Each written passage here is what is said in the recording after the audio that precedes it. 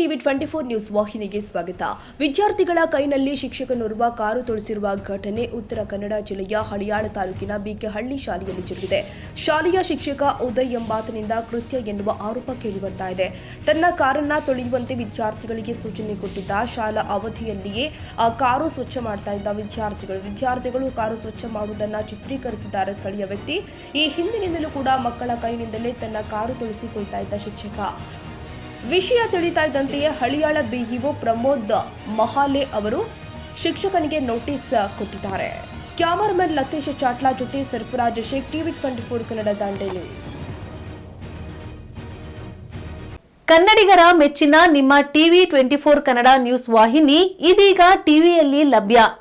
ಕರ್ನಾಟಕ ಮತ್ತು ದೇಶ ವಿದೇಶದ 360 ಡಿಗ್ರಿ ಸುದ್ದಿ ಹಾಗೂ ಉತ್ತರ ಕರ್ನಾಟಕ, ಬೆಳಗಾವಿ, ಬಾಗಲಕೋಟೆ, ಧಾರವಾಡ, ಹಾವೇರಿ, ಗದಗ, ಬಿಜಾಪುರ ಜಿಲ್ಲೆಯ ಕ್ಷಣದ ವಿವರವನ್ನ ಪಡೆಯುವುದಕ್ಕೆ ಟಿವಿ 24 ಕನ್ನಡ ನ್ಯೂಸ್ ವಾಹಿನಿಯನ್ನ ಲೈಕ್ ಮಾಡಿ, ವಿಡಿಯೋಗಳನ್ನ ಶೇರ್ ಮಾಡಿ, ಕಮೆಂಟ್ ಮಾಡುವ ಮೂಲಕ ನಮ್ಮ ವಾಹಿನಿಗೆ ಸಹಕಾರ ನೀಡಿ ಮತ್ತು ಚಾನೆಲ್ ಅನ್ನ ಸಬ್ಸ್ಕ್ರೈಬ್ ಮಾಡಿ. Thank you.